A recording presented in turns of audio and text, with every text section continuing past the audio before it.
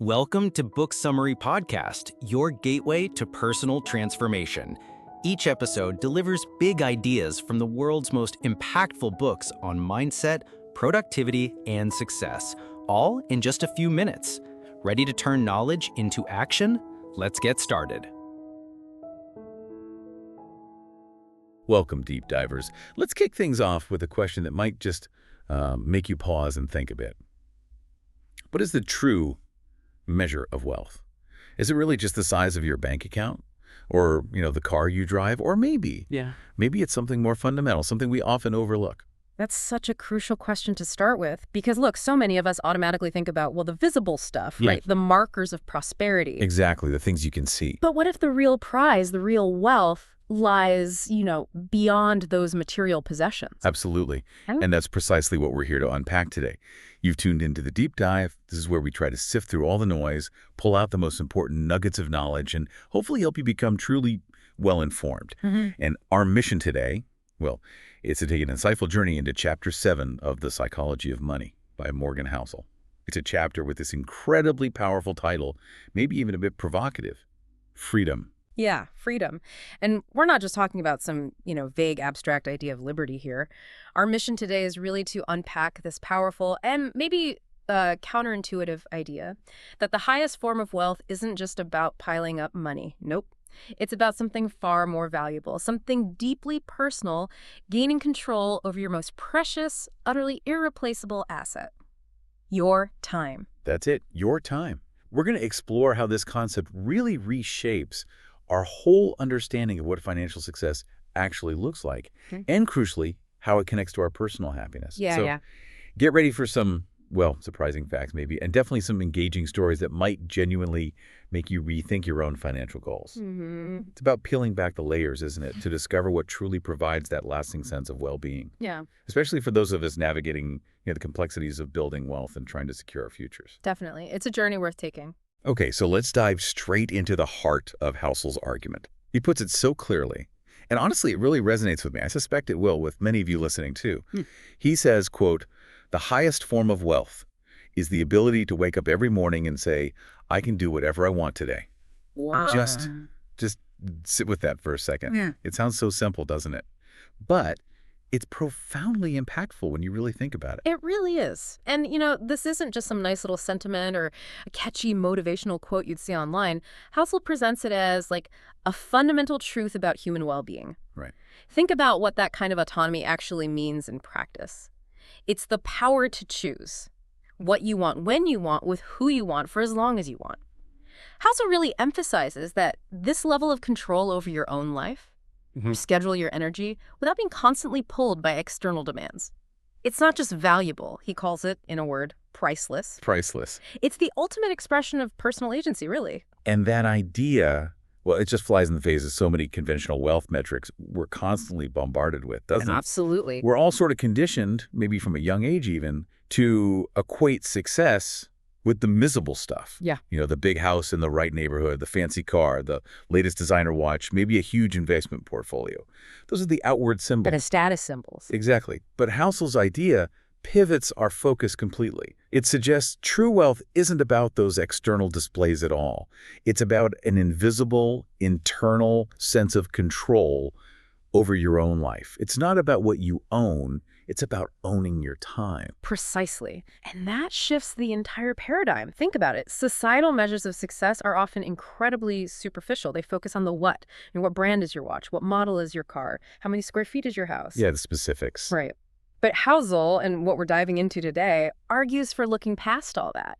We're asking about the how. How much actual control do you have over your daily routine, over your big life decisions, your ability to just be without external pressure? This perspective really diverges sharply from the common narrative. It says real wealth is much more personal, much more empowering, and ultimately way more liberating. It's about building a life with options. It really makes you wonder, doesn't it? Why do we spend so much energy chasing those visible markers, only to find ourselves maybe even further from the real prize, which is this elusive freedom? Yeah. It's a redefinition that could genuinely alter how we approach financial planning and, our overall life goals. It really could. It's fundamental. So, okay, If controlling your time is indeed the highest dividend money pays, is this just a nice theory? Or, does the science actually back it up?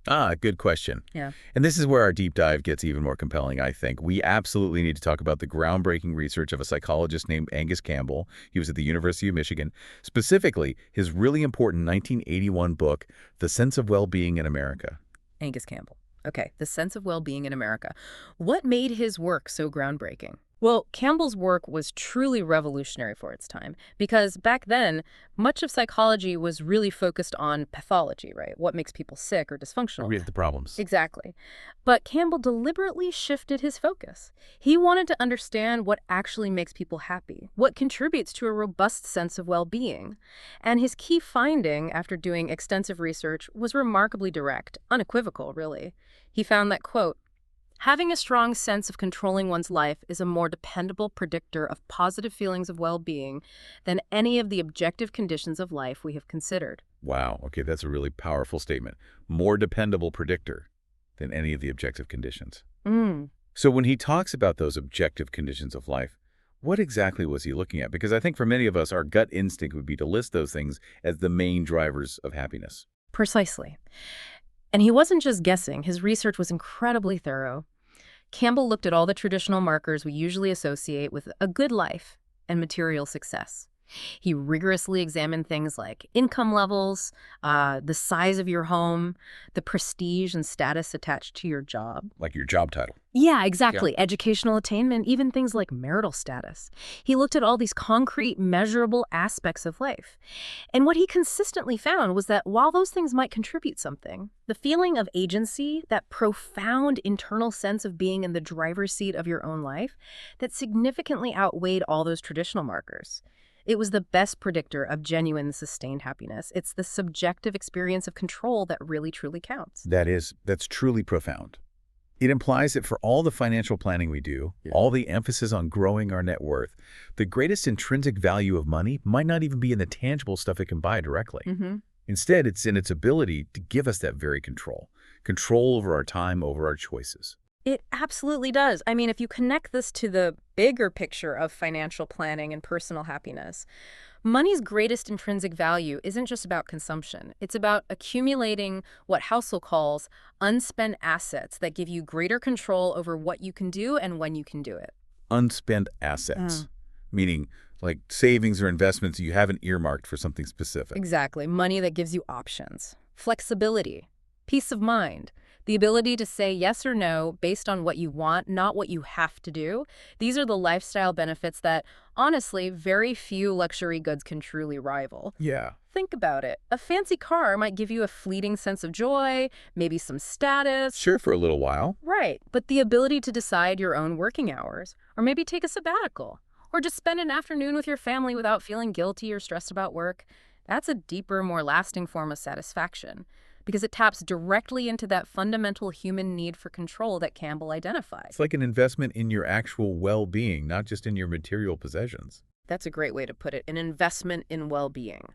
So that momentary high from, I don't know, a new gadget or something, it fades pretty quickly, right? Yeah, hedonic adaptation. Right, but the freedom to say no to a demanding project, or maybe yes to an impromptu trip or adventure, that lingers much longer. And it contributes to a much more profound sense of life satisfaction, it sounds like. Exactly. It's almost like you're using money to buy back your life, essentially. Buying back your life. I like that. It frames it perfectly. And speaking of work, this concept really hits home for so many people, doesn't it? Especially those in high-pressure, high-stakes careers. Oh, absolutely. Morgan Housel himself shares a really revealing personal story from his college days. Like a lot of ambitious young Americans, right? He initially had his sights set on investment banking. The classic path. Yeah, exactly. The motivation was clear. High income, prestige, that feeling of having won the career lottery, as he puts it. So in his junior year, he lands this coveted summer internship at an investment bank out in Los Angeles. He thought he was on the fast track. Yeah, living the dream, right. Or so he thought. Right. But the reality, as he quickly found out, was well, a brutal wake-up call. Yeah, Housel described it vividly. He talked about working longer and more controlled hours than I knew humans could handle. Just brutal. Longer hours than he knew humans could handle. Wow. He painted this picture of an office culture where the expectations were just incredibly demanding, almost militaristic, you know?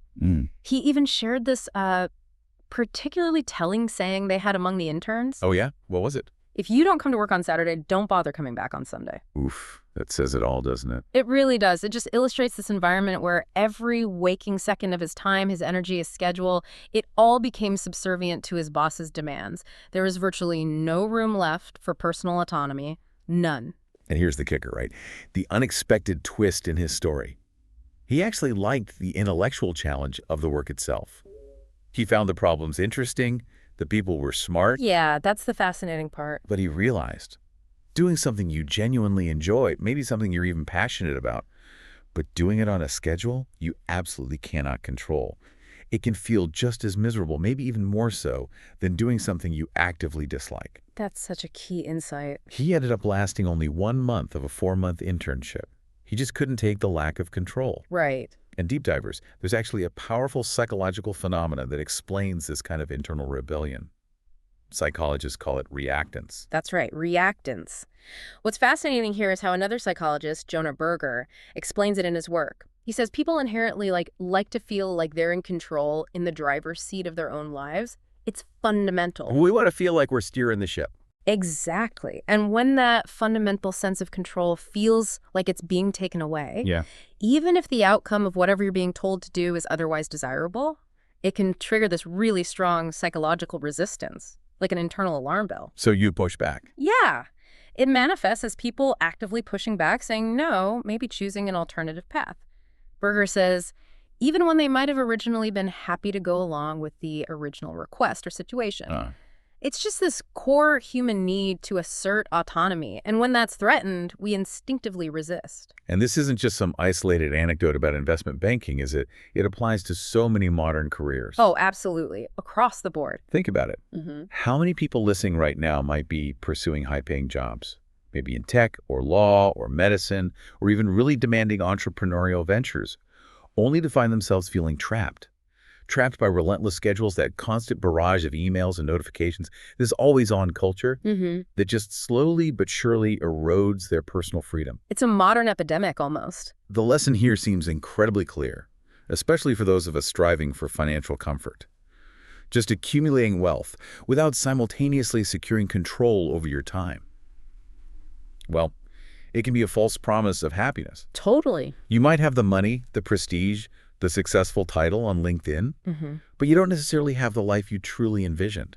Or, importantly, the well-being that Campbell's research suggests is paramount. It's such a crucial distinction, isn't it? Are you using your money to buy freedom, or is the pursuit of that money actually causing you to sell your freedom? Buying freedom versus selling it. Yeah. Many high-paying jobs, subtly or not so subtly, demand that you essentially sell your freedom to achieve the income. And that creates this profound internal conflict, and often, ultimately, unhappiness. The golden handcuffs are a very real phenomenon. Right. You feel stuck because the money's good, but the lifestyle is draining your soul. Precisely. Okay, so the investment banking story really makes you question what getting rich actually means, doesn't it? It really does. For some, maybe it means having that freedom Housel describes, even if it's not the kind of wealth that gets, splashed across magazine covers. And this brings us to another incredible story. This one's from a very successful entrepreneur named Derek Sivers. He's known for his sort of unconventional wisdom. And he shared this truly enlightening story about his own journey to what he considered richness. Ah, yes, Derek Sivers. His story is fantastic. He talked about this remarkably austere lifestyle he had back in his early 20s.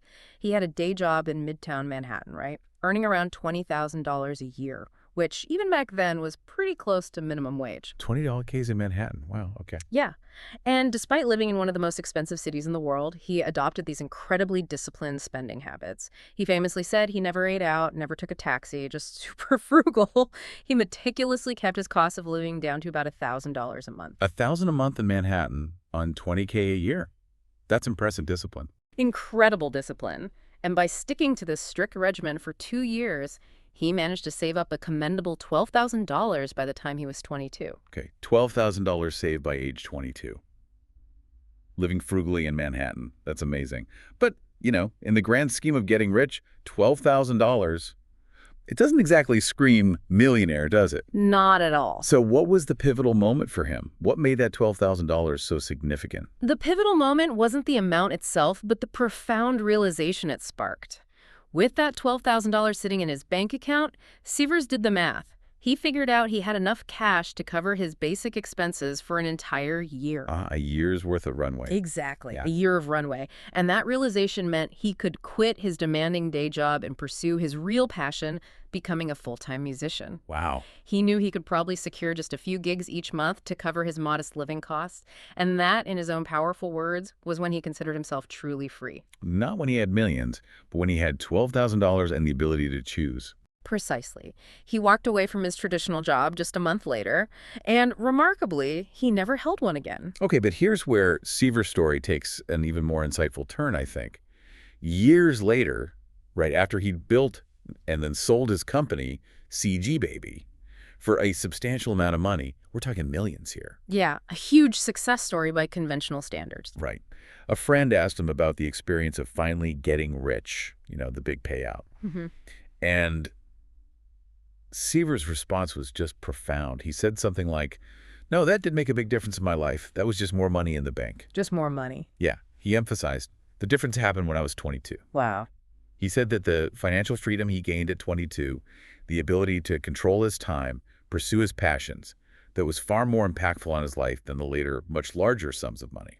That anecdote just fundamentally redefines what getting rich truly means, doesn't it? It's not about the absolute, enormous sum piling up in your bank account or the net worth figure you see on a statement. Instead, it's about the options. And critically, the control that money provides you. Options and control. Yeah. Seaver's story powerfully highlights that the concept of enough isn't some universal benchmark set by society. It's deeply personal. It's a subjective threshold that's intrinsically tied to your own independence, your own definition of freedom. It's about reaching that state where you're no longer forced to do things you don't want to do just to make ends meet, or worse, just to accumulate more for the sake of accumulating more.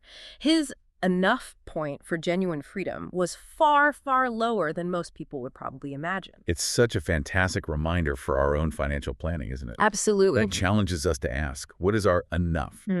What level of financial cushion would truly grant us the freedom to make choices aligned with our own values, our own passions? Yeah, what does freedom look like for you? Right. Sometimes, maybe the richness we're seeking is actually attainable with far less money than we think. Simply by prioritizing that control, by defining our own unique version of enough. It's a powerful invitation to live more intentionally. Absolutely. Intentional living. That's key. And this leads us right into a really stark paradox that Morgan Housel brilliantly illuminates about modern American life, which is this. We are, by almost every objective measure you can find, significantly richer than previous generations. Materially richer. Undeniably. We are demonstrably not happier. Let's just look at the material boom in the U.S. first. The numbers are kind of staggering. They absolutely are. I mean, when you actually crunch the statistical evidence, it's striking. The median family income, right, adjusted for inflation, it more than doubled from about $29,000 in 1955 to over $62,000 in 2019. Doubled, inflation adjusted. Okay. And it's not just income. It's reflected on our physical surroundings, too. Look at houses. The median American home size, it's soared from a relatively modest 983 square feet in 1950. Under 1,000 square feet. Right. To a sprawling 2,436 square feet in 2018. Wow, more than doubled. Yeah. And new homes today often have, more bathrooms than actual occupants. Right, the 3-bed, 4-bath phenomenon. Exactly. Our cars are faster, safer, more fuel efficient. They offer a level of comfort and technology that was just unimaginable a few decades ago. Our TVs are cheaper, sharper, bigger than ever. By all these objective measures of material prosperity, the sheer volume and quality of stuff we own, we are, without question, significantly better off. Okay, so logically you would assume all this unprecedented material abundance, all this stuff, it should translate directly into a widespread, palpable increase in happiness, right? Contentment. That's the logical assumption. But here's the counterpoint. The perplexing happiness plateau, or maybe even a decline, A really comprehensive 2019 Gallup poll they surveyed 150,000 people across 140 countries. Yeah. It revealed some pretty troubling statistics for Americans. What did it find? Well, a staggering 45% of Americans reported experiencing a lot of worry the previous day. Almost half. Worrying a lot. Yeah. And 55% reported feeling a lot of stress the previous day. Over half feeling stressed. Right. And these figures aren't just high in isolation. They're significantly higher than the global averages. What were the global averages? Global average for worry was 39%, and for stress, it was 35%. So we're notably higher on both counts. Wow. So despite having more stuff, more space, more tech convenience, we seem to be burdened with significantly more stress and worry than the global average. Exactly. What's going on there? Well, what's truly insightful here, and Housel nails it, I think, is that the core issue explaining this paradox is likely that, quote, we've used our greater wealth to buy bigger and better stuff, but we've simultaneously given up more control over our time. The trade-off. Exactly. The two factors, the material gain and the loss of autonomy, they often just cancel each other out. We've gained possessions, maybe status too, but it's come at the profound cost of the very thing that Campbell's research showed is a top predictor of lasting well-being, genuine control over our lives, our time. We're stuck in this relentless cycle, maybe. Earn more to buy more. Often without even realizing that the earning itself is eroding our most precious resource that time, that control. Yeah, it's a subtle trap. It's a pretty sobering thought, isn't it? Yeah. That all this progress, all this material gain that our society has worked so hard for might just be leaving us treading water, happiness-wise, or maybe even subtly pulling us backward when it comes to a true sense of fulfillment. It is sobering. It forces us to really reconsider the value proposition of what we're all working for. What's the real goal? Right. What is the real goal? Which leads us perfectly into looking deeper at the changing nature of work itself and how that has fundamentally impacted our relationship with time and ultimately our well-being. Yeah, the nature of work is key here. Housel provides a great historical contrast. He looks back at someone like John D. Rockefeller, titan of industry, one of America's most successful businessmen ever. Rockefeller. Right. And he was, as Housel points out, really quite an anomaly for his era. I mean, think about the industrial landscape back then, late 19th, early 20th century. Most work was physical, tangible. Pulling things, moving things. Exactly. But Rockefeller's job wasn't drilling the oil wells himself or physically loading trains or moving barrels of oil. Housel says it was to think and make good decisions. His main job was thinking. Yeah. He primarily spent his time and energy inside his own head. Strategic planning, negotiations, complex problem solving. This kind of thinking role, detached from direct physical labor, was truly unique and pretty rare for his time. And the data backs that up. Oh, yeah. If you look at the historical data, back in 1870, almost all jobs involved some kind of physical labor. A massive 46% of the workforce was in agriculture. Another 35% was in crafts or manufacturing. Wow, that's over 80% doing physical work. Right. Work was typically visible. It usually had a clear start and end time. It was tied to a physical location, the farm, the factory, or a tangible product. So back then, if you weren't physically at the farm or on the factory floor or, building something with your hands, you generally weren't considered working in the usual sense. Pretty much. Work had clearer boundaries. But today, oh boy, that picture has completely flipped, hasn't it? Absolutely. The shift is dramatic. The landscape of work today looks radically different. Now, roughly 38% of jobs fall into categories like managers, officials, and professionals. White-collar jobs. Essentially, yeah. Roles that demand significant decision-making, cognitive effort, strategic thinking, mental labor. And another 41% fall into service jobs, which, while they often involve interaction, increasingly rely on mental agility, problem-solving, emotional intelligence. But still a lot of thinking involved. Definitely. So if you add those up, a substantial majority of us now have jobs that, in terms of their primary function, they actually resemble Rockefeller's thinking role much more than, say, a typical 1950s factory worker's job. Huh. I never thought of it quite like that. Most of us are thinkers now, in a way. In a way, yes. And this profound occupational shift has a critical consequence, a really big one, which is that for modern knowledge workers, jobs often feel like they never end. Oh, I think countless listeners are nodding their heads right now. Yeah. That feeling is so familiar. Right. Housel captures it perfectly. He says, your tool is your head, which never leaves you. That's such a great line. It isn't just a metaphor. It's the daily reality for so many. It means that the cognitive load of work, the thinking about work, often extends far beyond the traditional 9 to 5. It follows you home. Totally. You find yourself mentally reviewing a project during your commute. Or you're puzzling over some complex problem while you're trying to make dinner. Or maybe you're drafting an email in your head as you're putting your kids to bed. Or, worst of all, waking up at 3 a.m. stressed about a deadline. Been there. Yeah. Derek Compson, writing in The Atlantic, he observed this phenomenon perfectly. He said, "The modern factory is not a place at all. It is the day itself." Wow, the day itself is the factory. That's powerful. Isn't it? Our laptops, our smartphones, the constant connectivity, they've liberated our productivity tools from the office building, sure. Yeah. But in doing so, they've also just completely blurred the boundaries between work and life to an unprecedented degree. Exactly. And if we connect this back to the bigger picture, it becomes profoundly clear why, compared to prior generations, our perceived control over our personal time has just significantly diminished for so many people. Even if we're technically working fewer hours on paper sometimes. Right. Because the mental work doesn't stop. And since, as Angus Campbell's research showed us so powerfully, since controlling your time is such a key driver of happiness and well-being, it really shouldn't surprise us that people, on average, don't feel much happier, even though we are, economically speaking, richer than ever before. Right. This continuous mental engagement means less true downtime, less space for that invaluable what you want when you want freedom Housel talks about. We're constantly on call to our own thoughts, even when we're not physically at work. That creates this pervasive sense of being tethered, doesn't it? Constantly needing to respond, mentally juggling things. Yeah. And ultimately, it's a loss of the very autonomy that we crave, that Campbell found was so important.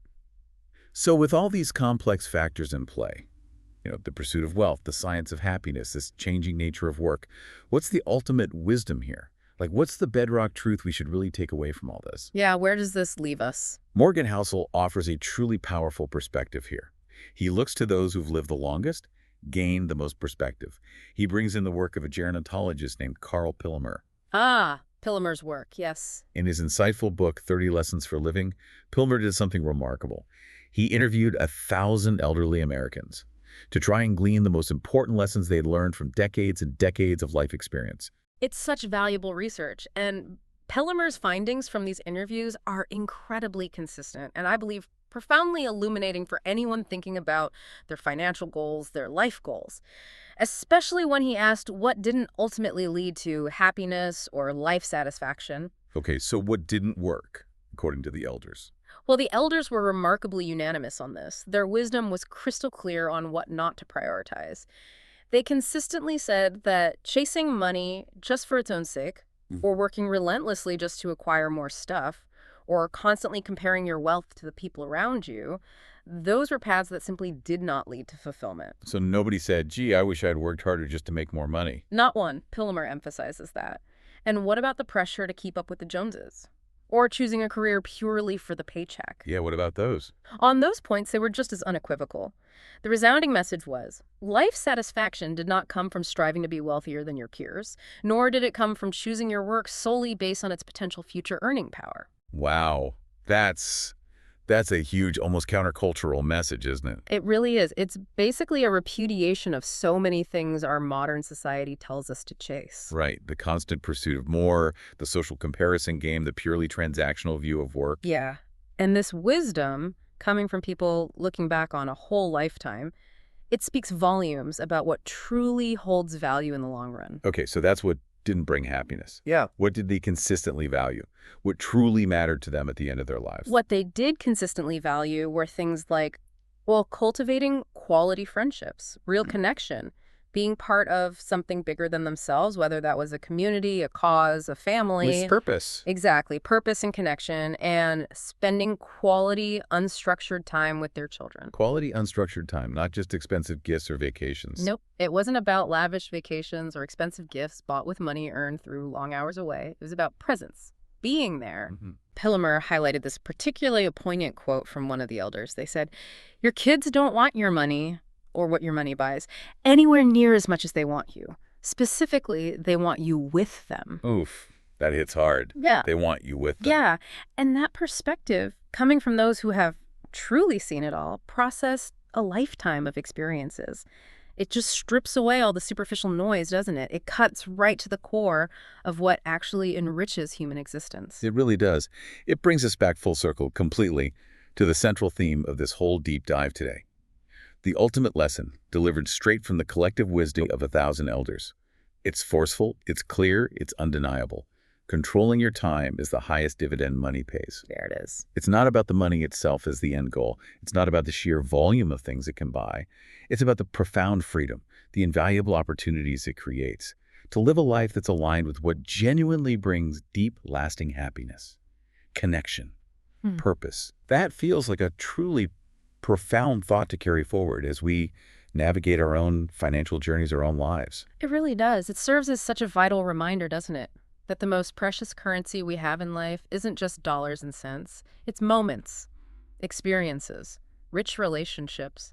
Yeah. And money, when we earn it and manage it with that perspective in mind, well, then it becomes a powerful tool that can indeed help buy you more of those truly invaluable aspects of life. A tool for freedom, not just for accumulation. Exactly. Deep divers. Wow, what an insightful journey we've taken today. We've gone on a real deep dive into this profound, often overlooked connection between money, happiness, and maybe most importantly, that invaluable control over your time. It's been fascinating. From the groundbreaking science of well-being that Angus Campbell uncovered, to the really illuminating personal stories from Morgan Housel and Derek Sivers, and finally landing on that invaluable, hard-won wisdom from 1,000 elders, thanks to Carl Pilmer's work, the message seems abundantly clear, doesn't it? It really does. True wealth often lies not just in what you possess, but really in the freedom to live life on your own terms, to direct your own moments.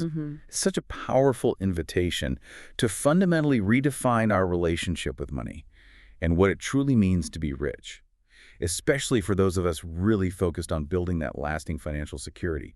It gives it a different flavor. Absolutely. And, this whole profound conversation we've had about the intrinsic value of freedom, it naturally leads us to a really fascinating, maybe even slightly provocative thought for our next deep dive. Okay. Well, we've explored today how money can make you happier, specifically by granting you genuine freedom, flexibility, control over your time. Or positive side. Exactly. But sometimes, in our relentless pursuit of wealth, maybe driven by other motives, we can inadvertently stray down paths where we lose sight of what truly matters, especially when we start getting driven by the desire to impress other people, often at great personal cost. The keeping up with the Joneses trap again, but maybe from a different angle. Sort of.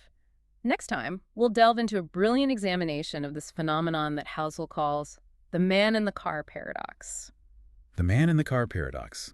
Okay, I'm intrigued. What's the paradox? Well, it's this subtle yet incredibly ironic look at how we frequently use our money, our possessions, to signal success to the world. Like buying a flashy car to show you've made it. Exactly.